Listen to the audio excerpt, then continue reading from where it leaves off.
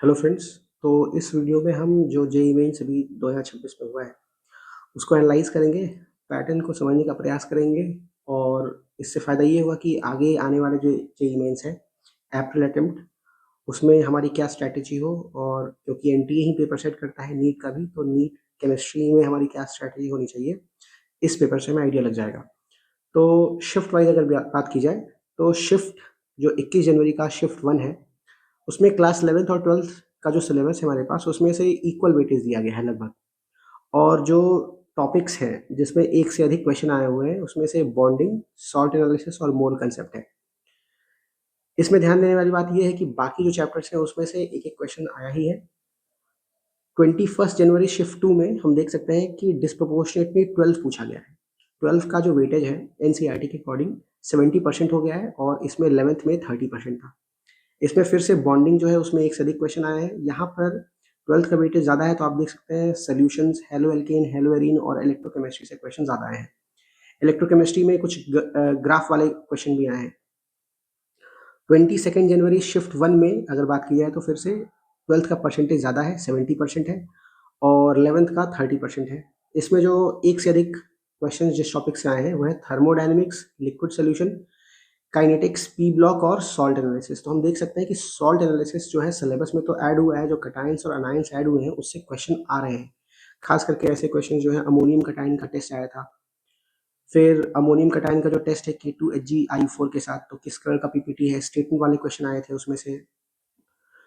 फिर 22 जनवरी शिफ्ट 2 की बात की जाए तो फिर से 11th का 30% और 12th का 70% है। इसमें जो क्वेश्चन आए हैं ज़्यादा वो मोल कंसेप्ट, डी ब्लॉक और केमिकल काइनेटिक्स से आए हैं। डी ब्लॉक में जो इम्पोर्टेंट टॉपिक है 2 ऑक्सी एनायन है, डाइक्रोमेट और परमैंगनेट, इससे रिपीटेडली क्वेश्चन पूछे जा रहे हैं।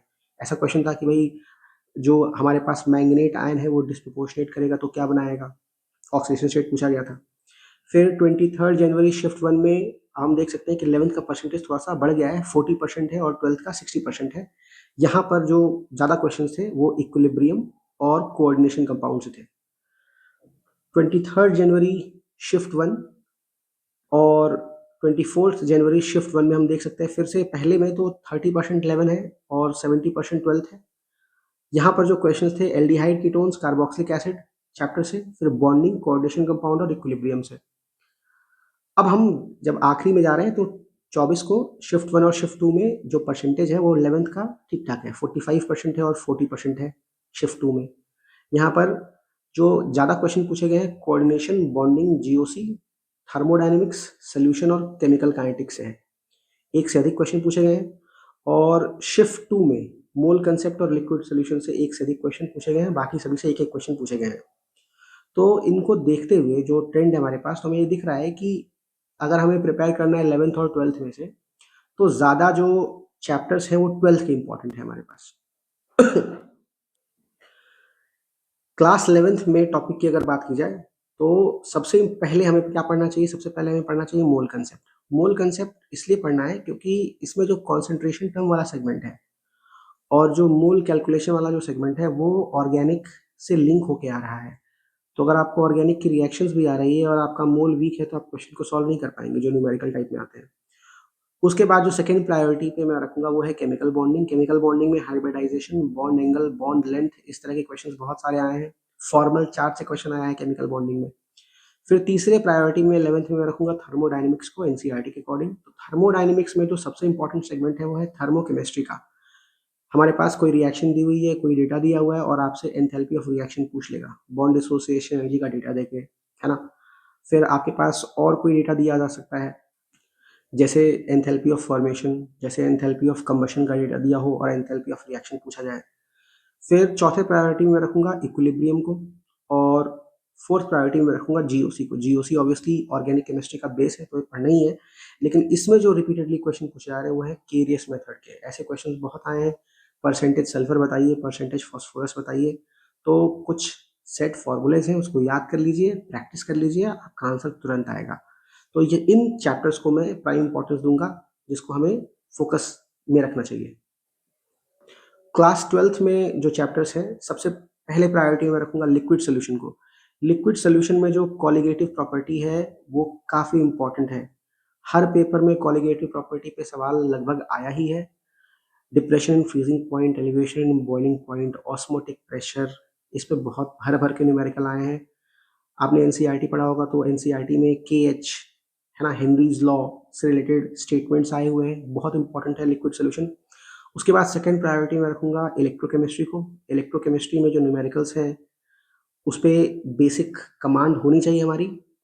फिर हमारे पास अगला जो इंपॉर्टेंट टॉपिक है, थर्ड प्रायोरिटी में रखूंगा केमिकल काइनेटिक्स को।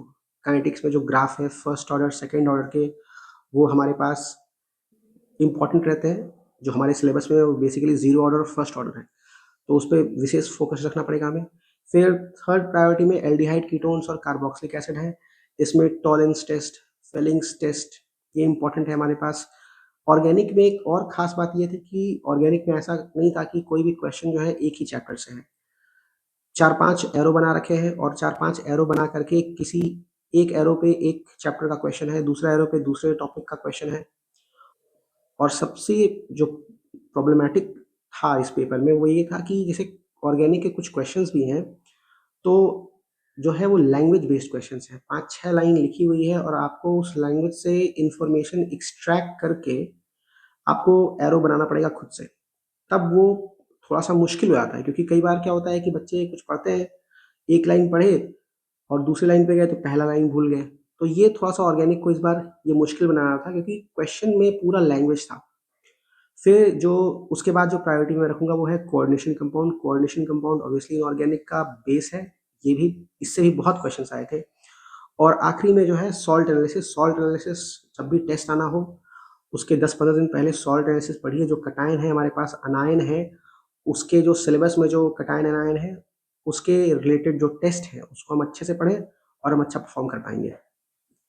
तो अब हम देखते हैं कंक्लूजन क्या है अभी तक जो पेपर हुआ है जेईई मेंस का, और वे फॉरवर्ड क्या रहेगा कि हमें अब अप्रैल अटेम्प्ट या नीट के लिए कैसे प्रिपेयर करना चाहिए। तो सबसे इम्पोर्टेंट पॉइंट ये है कि जो परसेंटेज है वो क्लास 12th का ज़्यादा है, और क्योंकि परसेंटेज क्लास 12th का ज़्यादा है तो इस पे काम करने का जो अब बढ़िया तरीका है, क्योंकि जो क्लास 12th में स्टूडेंट्स हैं वो बोर्ड्स भी देंगे, तो बोर्ड्स की प्रिपरेशन आप अच्छे से करें। एनसीईआरटी को अच्छे से पढ़ें।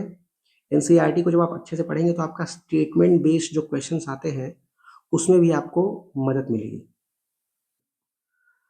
जो दूसरा इंपॉर्टेंट पॉइंट है इस पेपर से जो हम ले सकते हैं इंफॉर्मेशन, वो ये है कि स्टेटमेंट बेस्ड जो भी क्वेश्चंस आते हैं उन स्टेटमेंट बेस्ड क्वेश्चंस को सॉल्व करने के लिए हमारी जो बेसिक इंग्लिश है वो अच्छी होनी चाहिए।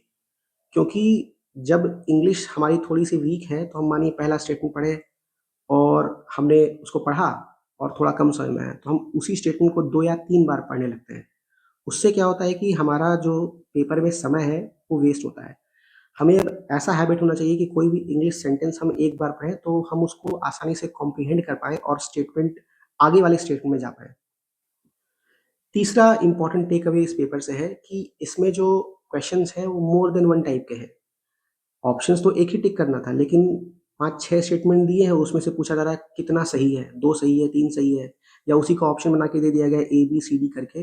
तो ये जो पेपर है केमिस्ट्री का खास करके जो पेपर है वो जेईई एडवांस लेवल को मिमिक करने का प्रयास कर रहा है। तो बेस्ट रहेगा कि अब आप जेईई एडवांस के पीवाईक्यू लगाएँगे, तो आपका मेंस में भी चांसेस इम्प्रूव होगा। और जो आखिरी इम्पोर्टेंट पॉइंट है, इनफैक्ट जो सबसे इम्पोर्टेंट पॉइंट है वो ये है कि हम अब सुपरफिशियल तरीके से पढ़ाई करके मार्क्स नहीं ऑब्टेन कर सकते हैं, क्योंकि डेप्थ रिक्वायर्ड है अगर हम अच्छा स्कोर करना चाह रहे हैं ऑब्वियसली। तो हमें जो है ऐसा नहीं करना पड़ेगा कि किसी भी टॉपिक को हम थोड़ी देर में पढ़ के और चले गए एग्ज़ाम में। हमें अब क्या करना पड़ेगा कि थॉरो स्टडी करनी पड़ेगी। पहले हम अपने नोट्स पढ़ें, फिर हम एनसीईआरटी पढ़ें, फिर हम पीवाईक्यू सॉल्व करें और फिर जो रीसेंट ट्रेंड है उसको एनालाइज़ करके ही हम पेपर अटेम्प्ट करें। तो पेपर जैसा भी हुआ हो, है ना? जो बीत गई सो बात गई। हमें फ्यूचर पे फ़ोकस करना है और हमें तैयारी करनी है कि हमें बाद में रिग्रेट नहीं हो। ठीक है? चलिए, ऑल द बेस्ट सभी को।